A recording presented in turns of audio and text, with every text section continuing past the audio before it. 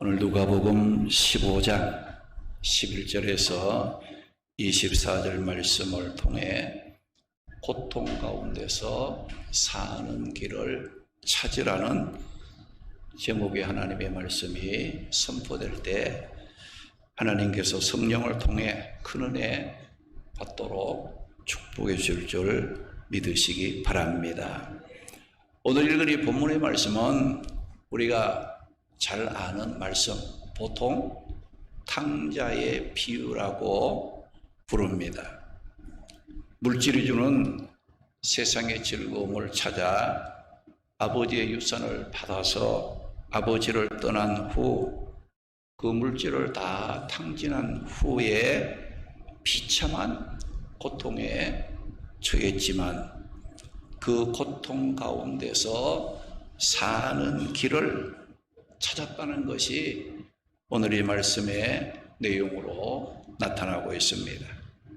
사람이라면 누구나 막론하고 고통이 있습니다.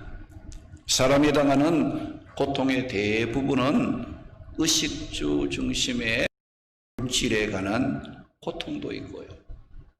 또 건강으로 인한 아픔의 고통 등등 여러 가지 우리가 사는 동안에 고통을 당하게 됩니다.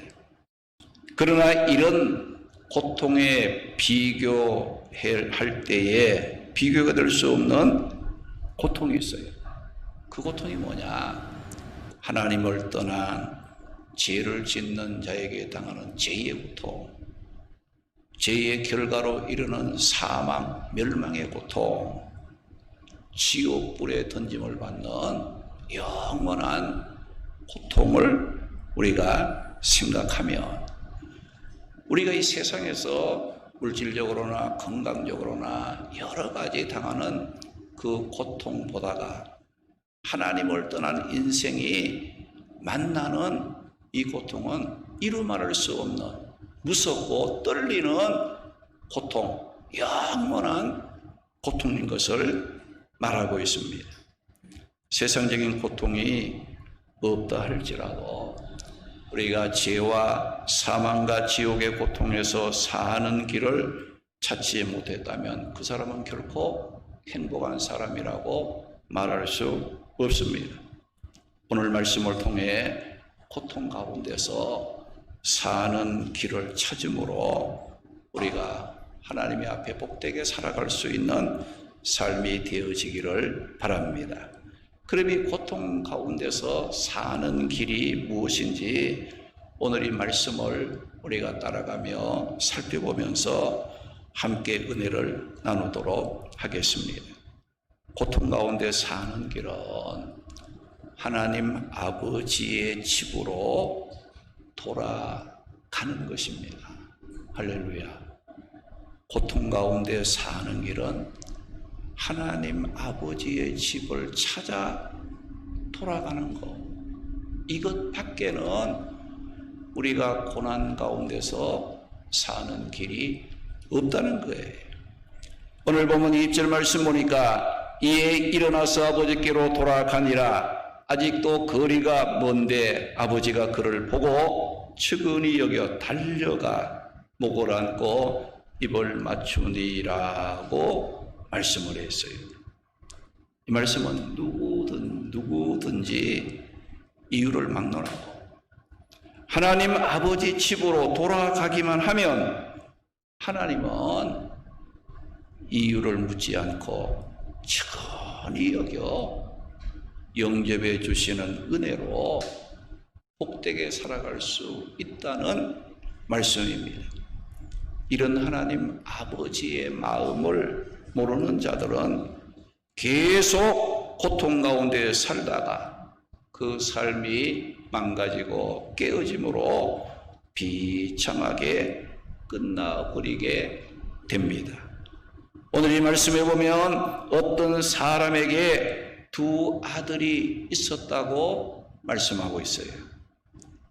둘째 아들이 아버지께 무엇을 요구했다고 했습니까? 12절 말씀에 보게 되면 아버지가 세상을 떠나가면 받을 수 있는 유산을 미리 요구했다고 했어요. 이것은 당시 부계 중심의 사회에서는 있을 수 없는 일이에요. 그럼에도 불구하고 아버지는 둘째 아들이 요구한 유산을 미리 요구했을 때에 그 요구를 들어주었다고 말씀합니다. 둘째 아들은 아버지께 받은 유산을 가지고 어떻게 사용했는가? 오늘 보면 13절, 14절 말씀해 보면 먼 나라로 가서 허랑방탕하며 낭비했다고 말씀을 하고 있습니다. 여기 먼 나라로 갔다는 말은 뭐냐? 아버지와 이제는 인연을 끊겠다는, 아버지와 다시 만나지 않겠다는, 아주 멀리 떠났다는 거예요. 그리고 허랑방탕하여라는 이 말은 뭐냐? 재산을 의미 없는 곳에 사용했다는 뜻입니다. 이렇게 이 둘째 아들은 아버지로부터 자기가 받을 유산을 미리 받아가지고 먼 나라로 가서 그 유산을 쓸모없는 곳에 낭비하였고 결국은 다 써버리고 말았습니다. 둘째 아들은 결국 어떤 어려움을 만나게 되었는가? 오늘 보면 14절에서 16절 말씀 보면 흉년을 만나 궁핍하게 되었다고 했습니다. 둘째 아들은 스스로 재산도 낭비하였지만 또 외부적인 환경, 큰 흉년이라는 것이 들어서 궁핍하게 되었고, 궁핍을 했지만은 아버지를 떠나 멀리 있었기에 그를 도와줄 가족도 없었고 친구도 없었습니다. 그래서 그는 돼지치기로 취직을 하였으나 제대로 임금을 받지 못했을 뿐만 아니라 돼지가 먹는 지엄 열매로 줄인 배를 채우고자 했으나 그것조차도 주는 자가 없어 줄임으로 죽을 지경에 이르는 큰 고통에 빠지게 되었습니다.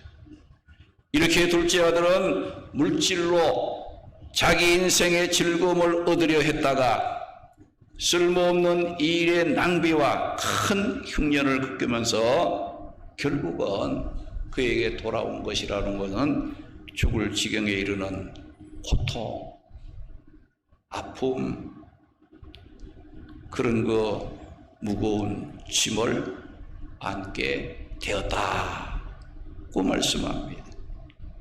그런데 이렇게 둘째 아들이 가지고 간 재산 다 낭비하고 흉년이 들었고 또 돼지치는 일을 하는데 또 임금도 제대로 못 받고 흉년까지 들어서 돼지가 먹는 그 지엄 열매로 좀 배를 채우고자 해도 그것조차 주는 자가 없어. 이렇게 죽을 지경에 이르는 고통 가운데서 그는 무엇을 깨닫게 되었는가? 오늘 보면 17절, 18절 말씀 보게 되면 둘째 아들은 고난 중에 아버지를 떠올리게 된 거예요. 아버지를 생각하게 됐다는 거죠.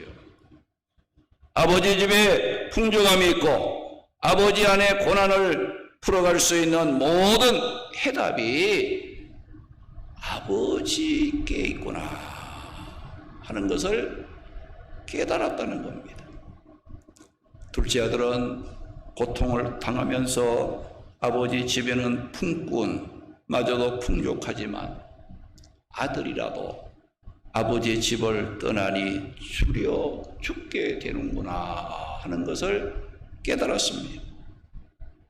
인생에서 만난 고난은 우리를 고통스럽게 만들지만 그 고난은 우리로 하여금 모든 것이 풍족함으로 인생의 문제를 해결해 줄 수 있는 하나님 아버지의 집으로 돌아가게 만들어주는 통로 역할을 한다는 것을 알아야 합니다.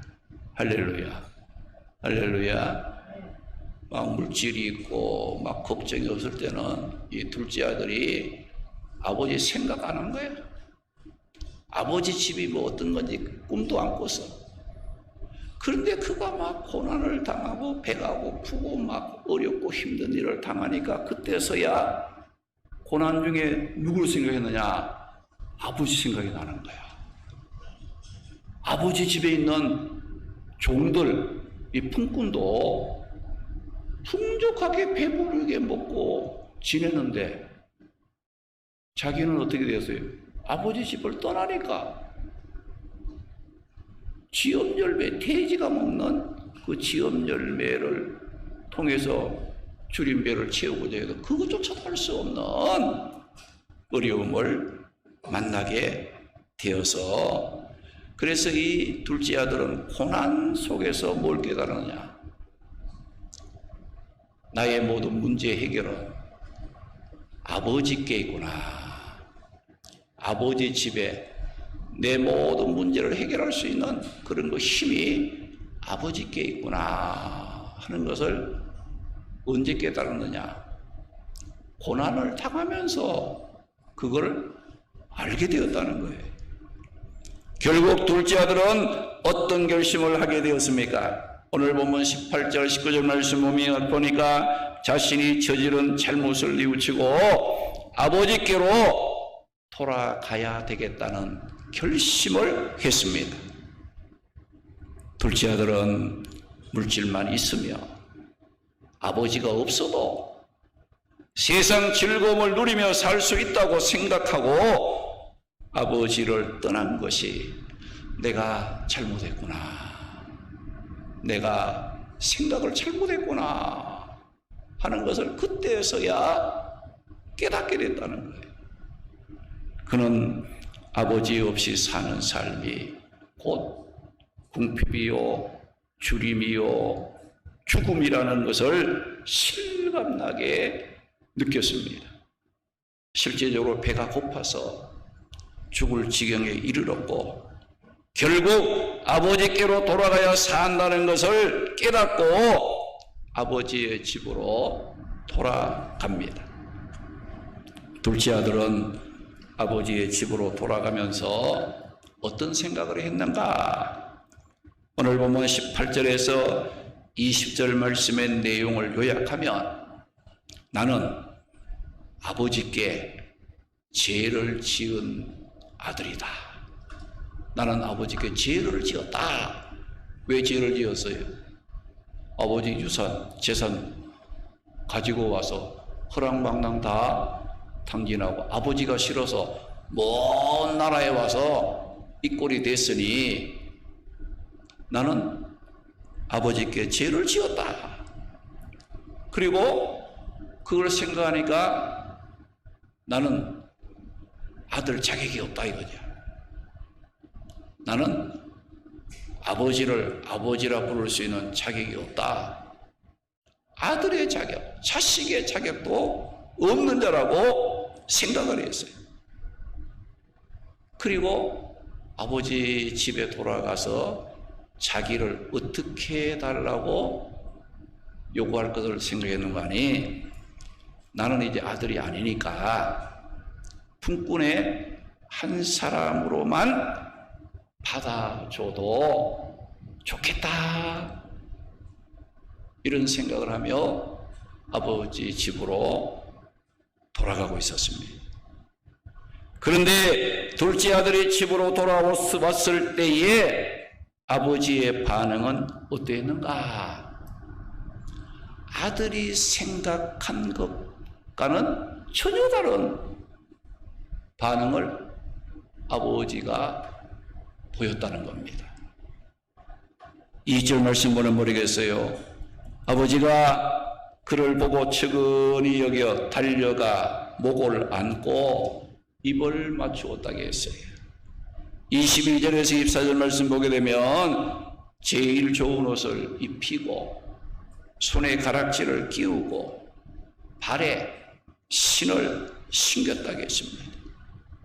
그리고 살찐 송아지를 잡아 잔치를 베풀며 죽었던 내 아들이 다시 살아나고 잃었던 아들을 내가 다시 얻었다고 즐거워하며 기뻐한 아버지였습니다. 우린 여기에서 뭘 볼 수 있습니까? 아버지는 둘째 아들이 집을 나가는 그 순간부터 돌아오기를 기다린 아버지였다는 것. 아버지는 아들이 돌아오기 전부터 돌아오기만 하면 이유도 묻지 않고 따지지도 않고 그냥 불쌍히 여겨 품꾼으로 써달라는 아들의 생각과는 전혀 달리 아버지의 적극적인 사랑으로 깨어진 부자의 관계를 회복시켜 주려고 기다리고 계셨던 아버지였다는 겁니다. 아버지는 돌아온 아들을 얼싸안고 입을 맞춤으로 아들에 대한 용서와 사랑을 적극적으로 표현을 했습니다. 이렇게 둘째 아들이 돌아왔을 때 왜 잘못했느냐고, 왜 죄를 지었냐고 묻지도 않고 측은히 여겨 영접해 주신 아버지는 오늘 우리가 믿는 하나님 아버지의 모습입니다. 할렐루야. 오늘 말씀은 잃어버린 한 영혼, 죄인을 향한 우리 하나님 아버지의 마음과 사랑이 어떠한가를 오늘 말씀을 통해 둘째 아들의 그 모습을 통해 우리에게 보여주신 말씀입니다. 우리를 향한 하나님의 사랑은 우리가 생각하는 것보다 훨씬 더 크고 높고 넓은 사랑입니다. 우리를 향한 하나님의 용서는 우리가 상상하는 것보다 훨씬 더 크고 놀랍다는 것을 보여주고 있습니다. 사랑하는 성도 여러분, 둘째 아들에게 아버지를 생각나게 만들어준 것이 뭐였지요? 고난, 고통. 둘째 아들에게 아버지의 관계를 다시 회복시켜 준 것이 무엇이지요? 고난, 고통이었다는 겁니다. 둘째 아들은 고난 중에 자신이 하늘과 아버지께 죄를 지었음을 깨달았다고 말씀했어요. 둘째 아들은 고난 중에 아버지를 떠난 삶은 궁핍하고 고통스럽게 된다는 것을 깨닫고 고통 가운데 있는 자신이 사는 길은 아버지께로 돌아가는 것임을 깨달았다고 말씀했어요. 만일 아버지를 떠난 둘째 아들에게 고난이 없었다면 이 둘째 아들은 어떻게 됐겠어요? 죄악 가운데 살다가 멸망에 빠질 수밖에 없었던 거예요. 부자 관계가 깨어져서 영영 아버지를 만날 수 있는 기회를 잃어버렸을 겁니다. 그러나 이 고통이, 고난이 그로 하여금 자신을 돌아보게 하고 아버지를 생각하게 만들었고, 내가 이 고통 가운데 사는 길은 아버지께로 돌아가는 길밖에는 없다는 것을 이 고난을 통해서 둘째 아들은 깨닫게 되었던 겁니다. 그래서 다윗은 자신이 고난을 당하고 나서 그 고난을 이렇게 고백했어요. 시편 119편 71절 말씀 보면 고난 당한 것이 내게 유익이라. 고난 당한 것이 내게 유익이라.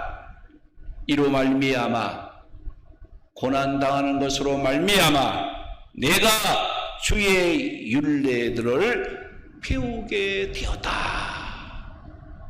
고난 당하기 전에는 죄를 짓고 자기 생각을 앞장세워 살았는데 고난을 당하고 나서 하나님의 말씀에 순종하며 사는 삶을 배워야 되는 거예요.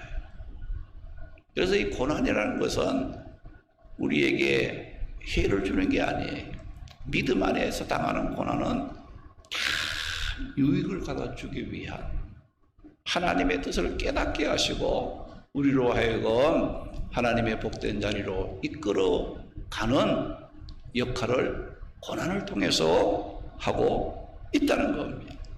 그래서 히브리서 12장 11절 말씀 보게 되면 무릇 징계가 고난을 당하는 그 순간에는 즐거워 보이지 않고 괴로워 보이고 슬퍼 보이지만 그 고난을 잘 참고 이기고 견뎌내면 그 고난으로 말미암아 연단을 받은 자들은 의와 평강의 열매를 맺는다. 그 말씀에 있어요. 할렐루야. 할렐루야. 우리가 예수 믿고 구원받은 성도들의 삶은 고난의 길입니다. 고난의 길이에요. 십자가의 길입니다. 그런데 그 고난은 헛된 고난이 아니에요. 우리의 믿음을 새롭게 하고 기도하게 만들고 주님을 붙잡게 만들고 하나님께 부르짖게 만들고 우리의 신앙을 다시 단단하게 성숙하게 만들어 하나님 백성으로서의 아름다운 삶을 살아가도록 만들어주는 귀한 역할을 하고 있음을 기억하고 고난 당한다고 해서 낙심하거나 절망하지 마시기 바랍니다. 하나님을 원망하거나 불평하지 마시기 바랍니다.